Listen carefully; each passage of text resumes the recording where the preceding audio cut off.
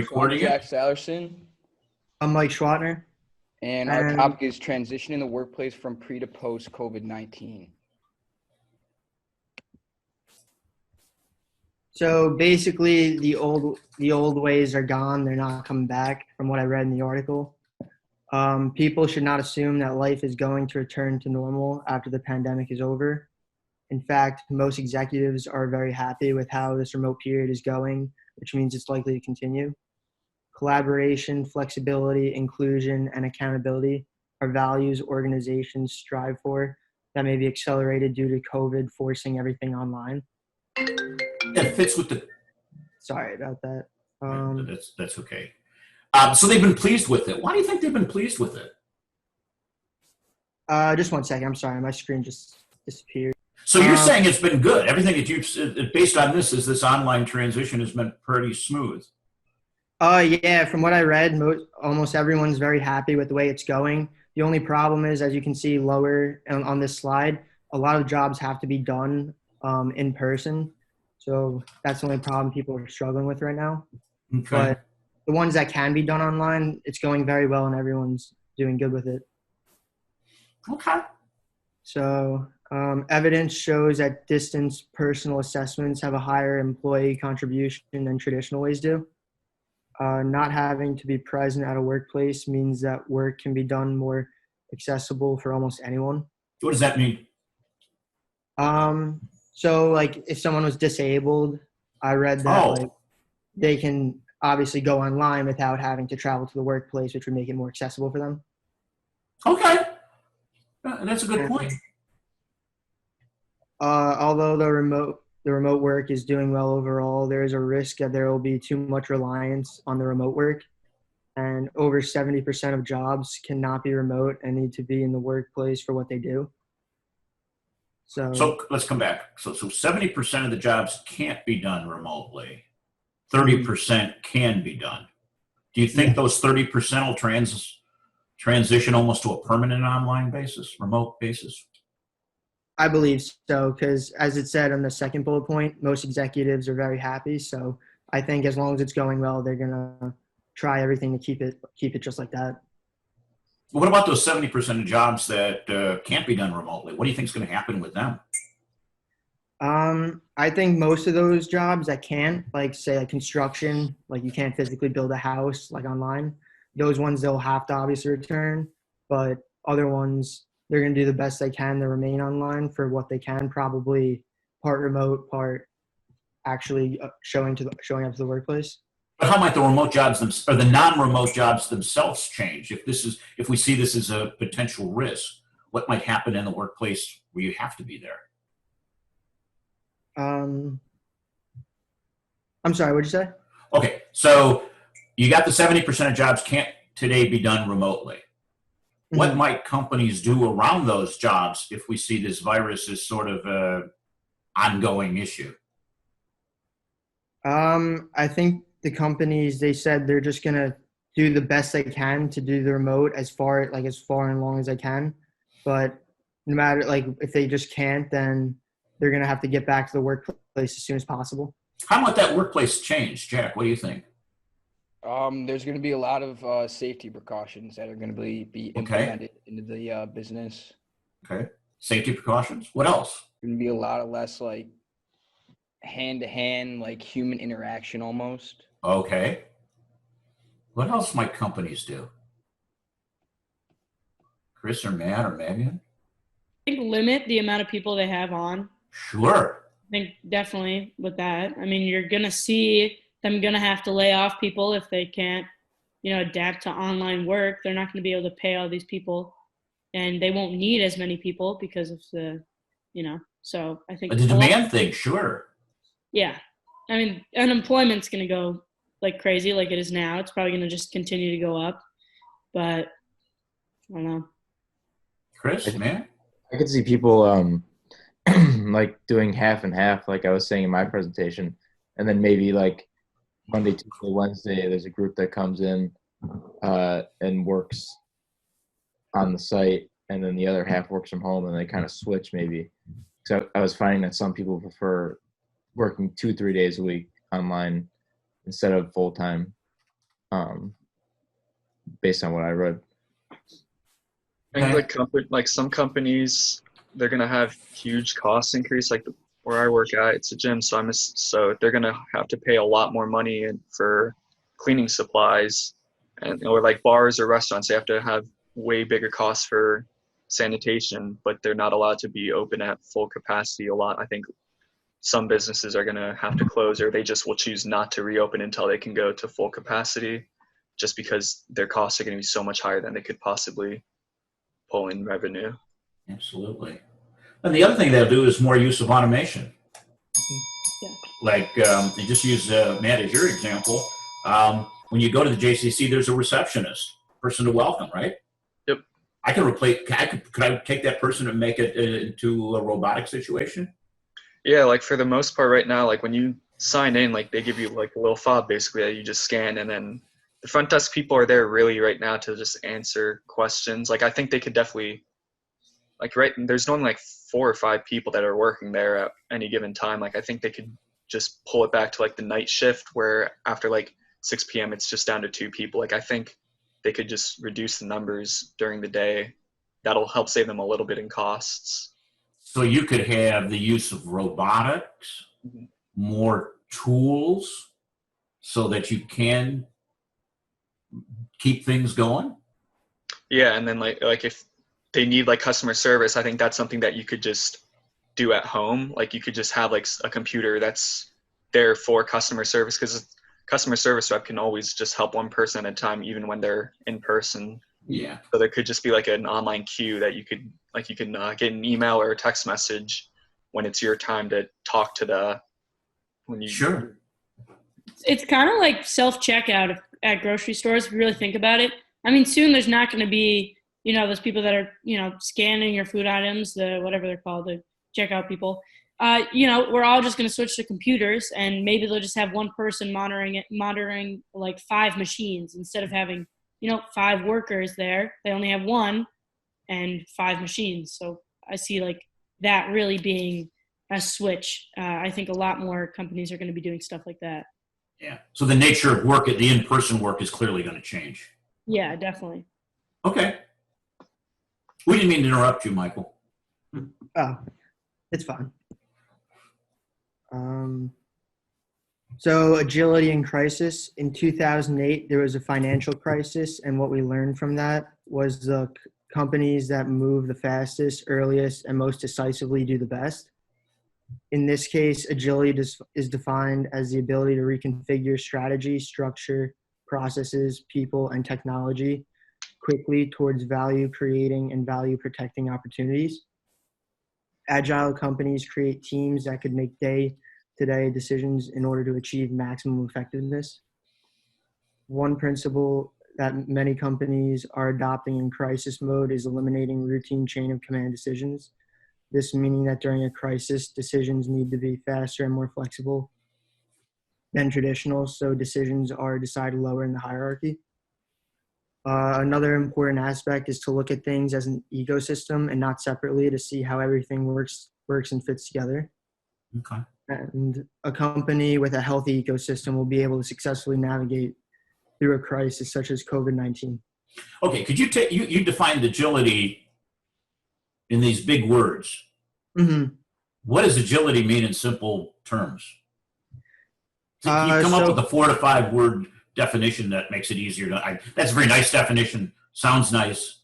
How can you communicate this very simply? What does agility mean? So basically, like the article was saying that in this case, agility is the ability for like companies to have lower end management make decisions, not like the higher end people all the time.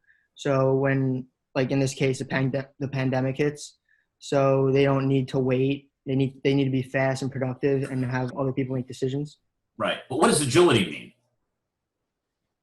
I hear what you're saying. I'm not disagreeing with it. Just what's a simple definition of agility? Basically, the fastness and efficiency of a company to make decisions, I would say. Okay. I would say maybe like being on your feet, being laid on your feet and kind of just thinking ahead, maybe. Sure. Did you ever watch the movie Dodgeball? No. I did, yes. Okay, and with dodgeball, if you can dodge a wrench, you could dodge anything. If you haven't seen the movie, go watch it. Yeah, it's a great movie. Yeah, yeah.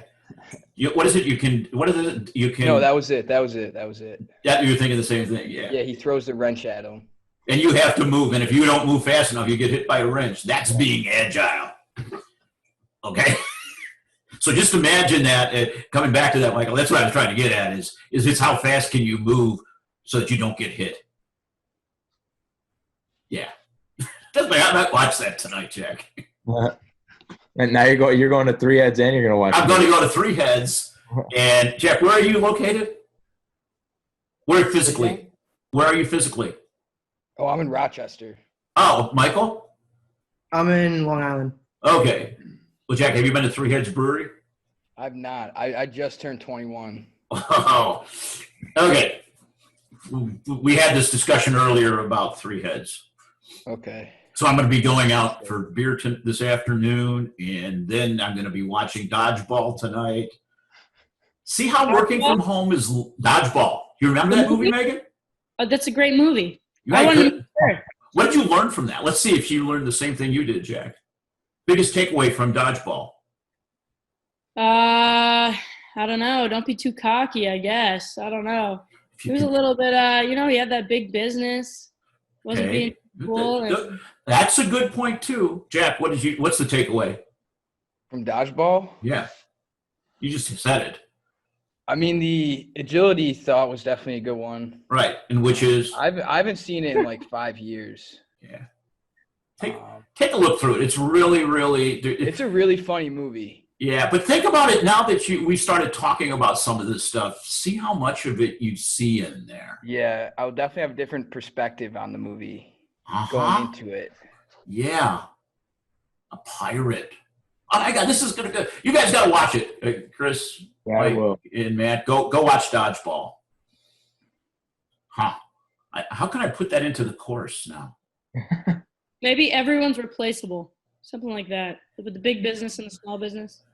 It's about meeting your customers, having that grit, having that agility to respond, believing that you can succeed. Yeah, you got to dodge, dip, dive, whatever it is. Okay, we got that one. This is a walk away on this one. It's agility for me. Okay, go ahead. Sorry.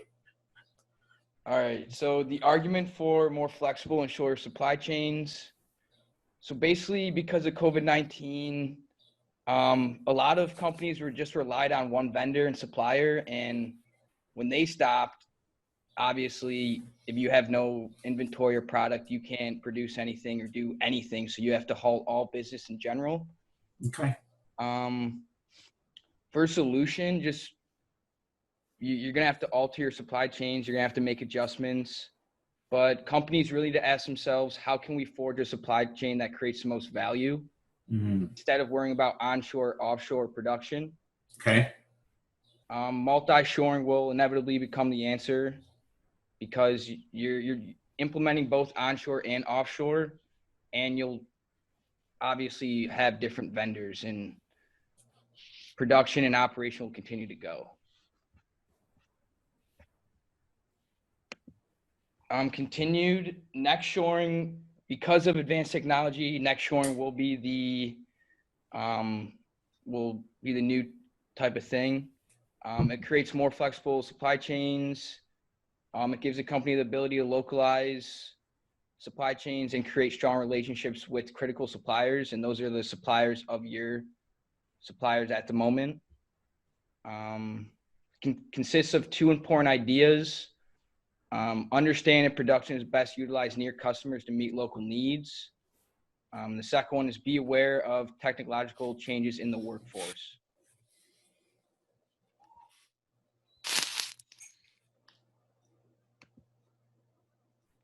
All right, capitalism for the long term.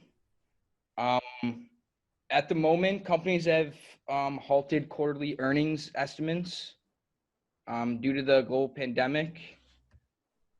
This isn't a bad thing. Could be a good thing. It creates, so when companies offer quarterly earnings guidance, it creates the wrong narrative by rewarding such companies for taking part in unlawful action to boost sales, which basically makes the stock price more volatile. And these actions include deferring capital investments and offering massive discounts. Solution for this is to begin focusing on leadership and collaboration with partners.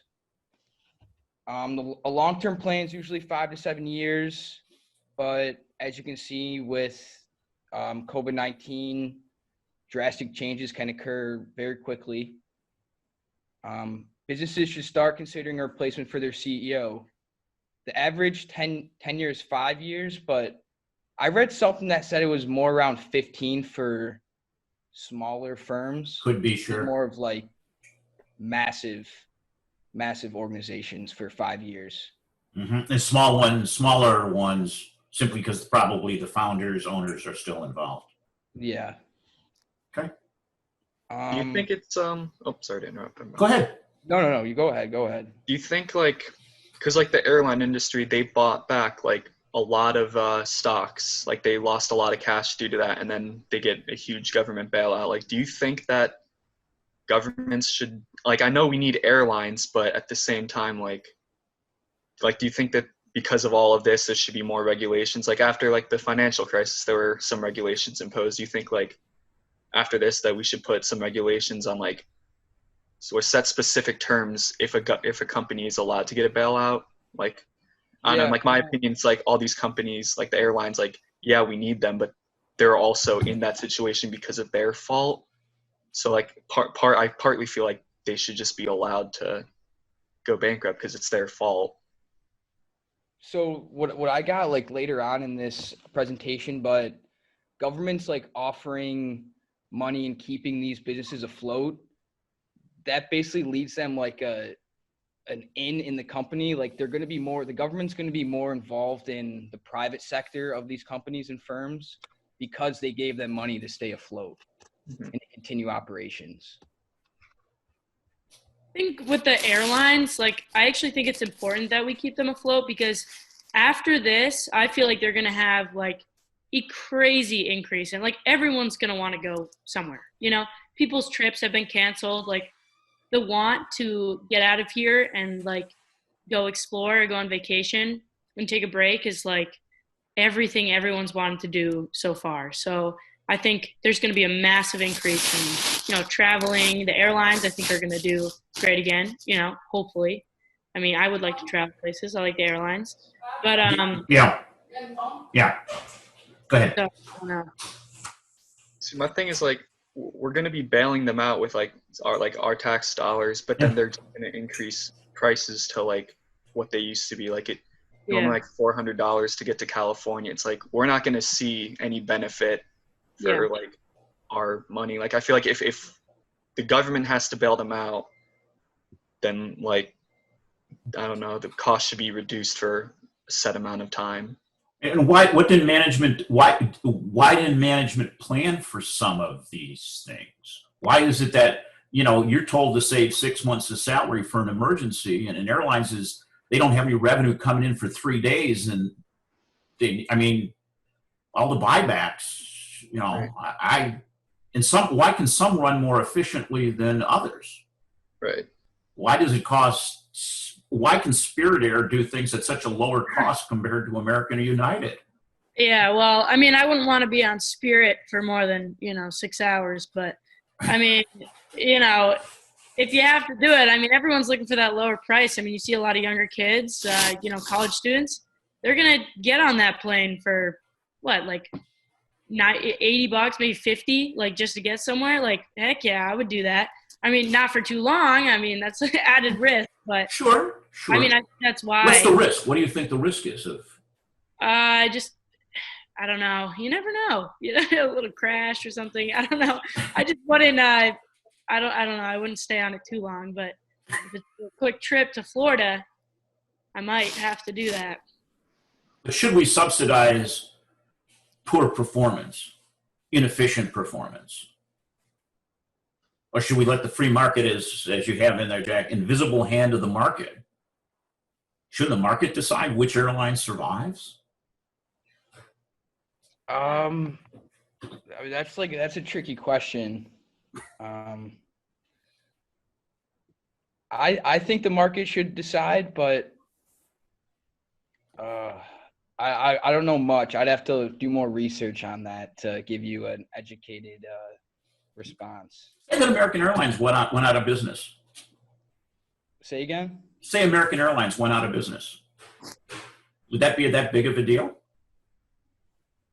That'd be a pretty big deal. From whose perspective? The competition. Oh, would they be upset about that? No, they the would competition won't be ecstatic. upset, but They would be.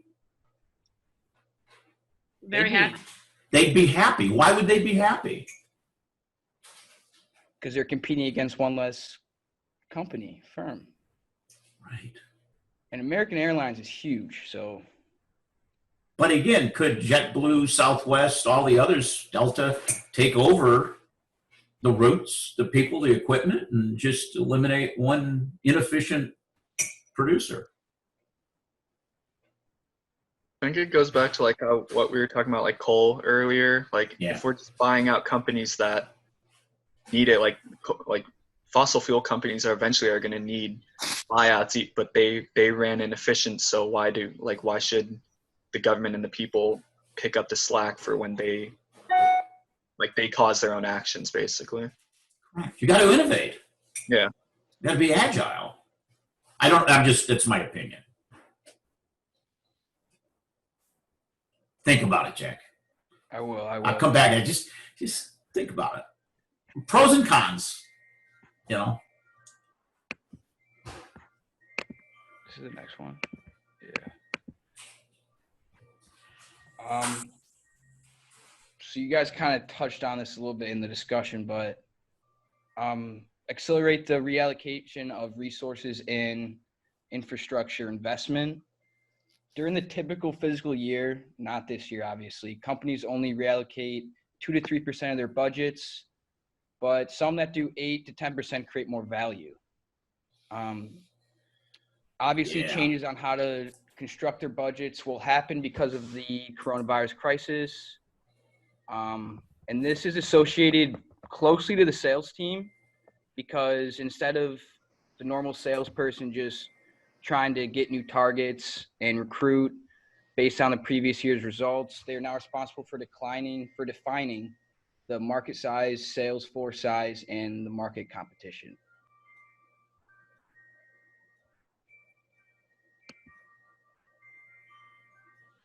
Environmental management and strategy.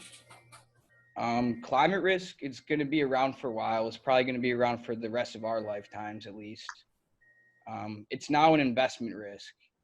Investors are now realizing they need to alter their portfolios to incorporate climate risk and reassess asset values.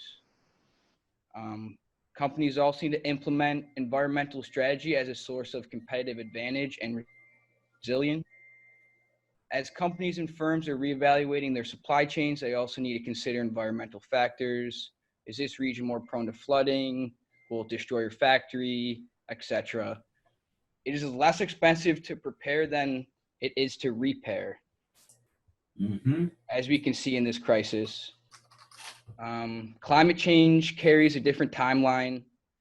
No one really knows the timeline, but the consequences will definitely be more direct. I can't say like 100%, but it should be more devastating than the coronavirus. Accelerate investment in innovation and reporting.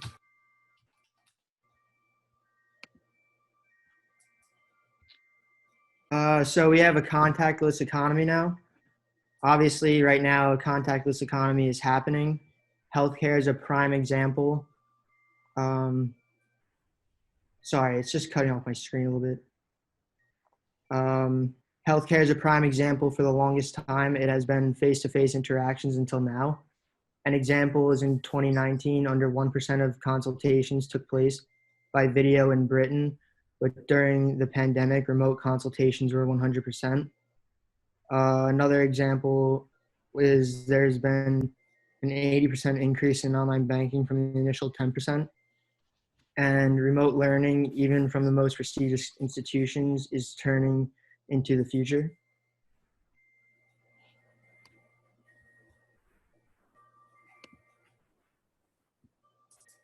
Now we have going forward. The recovery from this pandemic is going to occur gradually. It needs time and not a date from the government. 4 areas of focus: recovering revenue, rebuilding operations, rethinking the organization, and accelerating the adoption of digital solutions. So a date from the government may actually harm things as opposed to help. Mm-hmm. They're saying like you can't just like the government can't be like, oh, everything's gonna open up now and then everything's all fine. Like it just has to happen organically. These areas were what the businesses need to worry about to be successful afterwards. For businesses going forward, retail and entertainment may require new business and space models to be redesigned due to future distancing. Okay. Do you Office, think you'll go back to just? I'll watch the time carefully. But do you think we're going to change how we buy things and not go back to as much retail, brick and mortar retail? Personally, I don't think so. Really, like a lot of shopping is like online already as it is. So I feel like everyone's just gonna like stick to what they do normally. Like if they're just gonna, if they want to go to a store, they'll go to a store anyway. But otherwise, they'll just stay online. Offices will focus on the remote working and retaining associated positives. Manufacturing will be about rearranging production lines and processes. Services will revolve around customers who are new to online interaction and how to reach them. Transportation will prioritize in making sure travelers don't get sick when traveling and that they understand that. Businesses have adopted the pandemic at a very fast rate and will continue to adapt. And lastly, things will not go back to the way they were beforehand. And because of COVID, the future is going to be different. Why do so many people think we're just going to go back and everything's going to be fine and it's normal and we're back to the way things were? I think that they were just happy with the way things were beforehand, and like they just want this to be over, so they just want their normal lives to be back, like going to work like usual. But this whole article was basically about saying how like it's not going to happen. Like this is the future now. Do you believe that? I believe that. I think that a lot more things are just going to be online now, especially with schoolwork. As you can see, we're all on Zoom right now and going forward with that. Okay.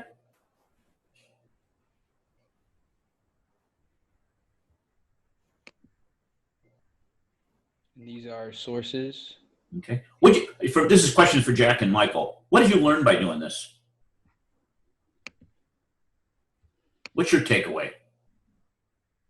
My takeaway is definitely the economy is not just gonna, or the workplace in general is not just gonna go back to the way it was. There's obviously gonna be changes and stuff like that, but I think once we get a vaccine, people like the way it was. People don't like change. They don't like to switch things up a lot. Why? And to like believe that things will go back to the way, like it gives people hope. I think once we get a vaccine, I think we're gonna rapidly just try to transition to how things were before. Michael? I thought it was interesting about how, like, obviously a lot of things went online during the pandemic and stuff, but especially with the doctors, I didn't know that, like, even the doctors are making consultations and doing everything they can to be online too. I had no idea that was, like, possible, because everything is always face-to-face with doctors. And basically with just going forward, I knew it was going to be, like, online and remote probably going through, but I didn't know, like, to this extent. I thought it was going to be lesser extent than this. Response to what Jack or Michael said. I think going online is good, but I don't think everything should be online, especially colleges. Like in like the fall and spring semesters, I think just part of the college experience is kind of going there and being on campus. And so like I think things like that shouldn't really be too much online. But obviously like jobs that maybe just require just being at a desk, I think should go online. Like I was talking about in my presentation, like this is accelerated online remote learning by I think 10 years. I think we were going to do it eventually, but this just kind of accelerated it and put it in like 4 months. This is kind of interesting.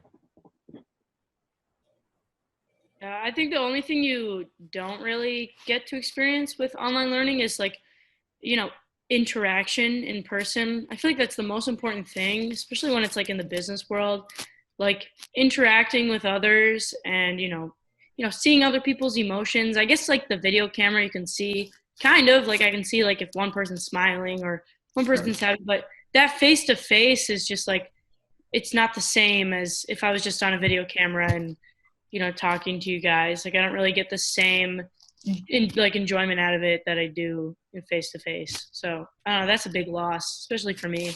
I don't know. Yeah, like remote learning really isn't stuff like this where it's a couple of us. Like this really like I feel like I've actually learned a lot with these presentations. Like the half of last semester, I feel like I learned nothing in my online classes because it's just you don't have the interaction really that like helps me personally learn, I guess. I think, Jack, coming back to your comment, I think, yeah, people do want to go back to the way it was, but I think the momentum is behind it to change. I think we've learned an awful lot about what could happen. We never thought of pandemics. It was on nobody's radar screens. And now all of a sudden we're afraid of a virus. We think about that for a second. We're prepared for all sorts of contingencies, but this hit us over. So why do you think it's hard for people why does everybody want to go back to the way it was? It brings back the point, like people just don't want to accept change. It makes them uncomfortable. A lot of people, when you have to take a step out of your normal zone into something that you don't know, that no one really knows. How's it going to go? It's the unknown. Yeah. So you want to go back to that comfort level. Yep. Saying, oh, I was comfortable with that. Okay. Good points.